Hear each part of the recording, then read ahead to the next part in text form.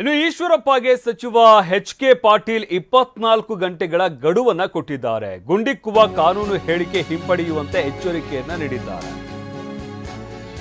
ವಿಧಾನಸೌಧದಲ್ಲಿ ಸಂಪುಟ ಸಭೆ ನಂತರ ಸಚಿವರು ವಾರ್ನಿಂಗ್ ಕೊಟ್ಟಿದ್ದಾರೆ. ಕೆಎಸ್ ಈಶ್ವರಪ್ಪಗೆ ಒಮ್ಮಿಂದೊಮ್ಮೆ ಪ್ರಚಾರಕ್ಕೆ ಬರೋದಕ್ಕೆ ಪ್ರಚೋದನಕಾರಿ ಹೇಳಿಕೆಯನ್ನು ನೀಡ್ತಾ ಇದ್ದಾರೆ. ಕೆಎಸ್ ಈಶ್ವರಪ್ಪ ಬಹಳ ದೊಡ್ಡ ಪ್ರಮಾದವನ್ನ ಮಾಡ್ತಾ ಇದ್ದಾರೆ ಅಂತ ಅಸಮಾಧಾನ ಆಕ್ರೋಶವನ್ನ ವ್ಯಕ್ತಪಡಿಸಿದ್ದಾರೆ.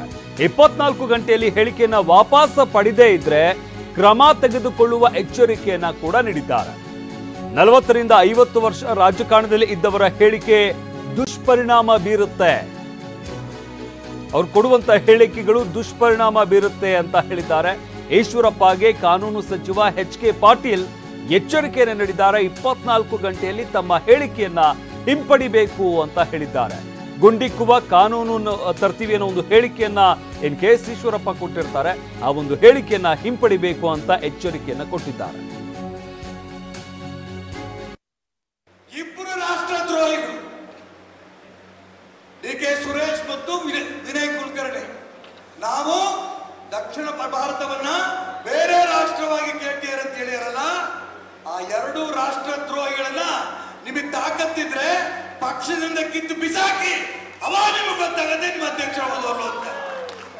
ನಿಮಗೆ ತಾಕತ್ತಿಲ್ಲ, ಹೆಂಗಾರು ಮಾಡಿ ಎಲ್ಲಾರನ್ನೂ ಒಟ್ಟಾಗಿ ಇಟ್ಕೋಬೇಕು.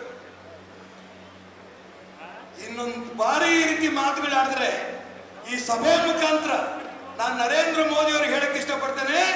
ಡಿ.ಕೆ. ಸುರೇಶ್, ವಿನಯ್ ಕುಲಕರ್ಣಿ ಇಂಥ ರಾಷ್ಟ್ರದ್ರೋಹಿಗಳು ದೇಶವನ್ನ ಛಿದ್ರ ಮಾಡ್ತೀವಿ ಅಂತ ಹೊರಡ್ತಾರಲ್ಲ, ಅವ್ರಿಗೆ ಗುಂಡಿಕ್ಕಿ ಕೊಲ್ಲಂತ ಕಾನೂನು ತನ್ನಿ. ಈ ಪ್ರಚೋದನಕಾರಿ ಮಾತುಗಳು ಇವು ನಮ್ಮನ್ನ ಏನು ಒಮ್ಮಿಂದೊಮ್ಮಕ್ಕಲೇ ಹೆಚ್ಚು ಪ್ರಚಾರ ಗಿಟ್ಟಿಸಿ ಹೀರೋ ಆಗಿಬಿಡ್ತೀವಿ ಅನ್ನುವ ಆ ಕಲ್ಪನಾ ಲೋಕದಲ್ಲಿ ಏನಿರ್ತಾರೆ ಅವರು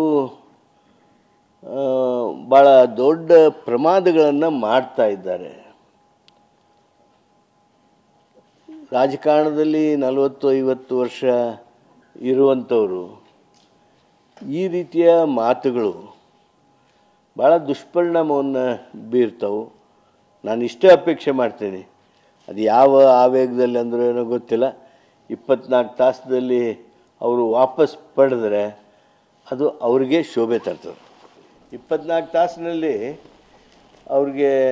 ಅವರು ವಾಪಸ್ ಪಡ್ಕೋಬೇಕು ಅಂತ ನಮ್ಮ ಸಲಹೆ ಇದ್ದರೆ ಅದನ್ನು ಮಾಡದೆ ಹೋದರೆ ಮತ್ತೆ ಅದನ್ನು ಬೇರೆ ವಿಚಾರ ಮಾಡೋಕ್ಕಾಗ್ತದೆ.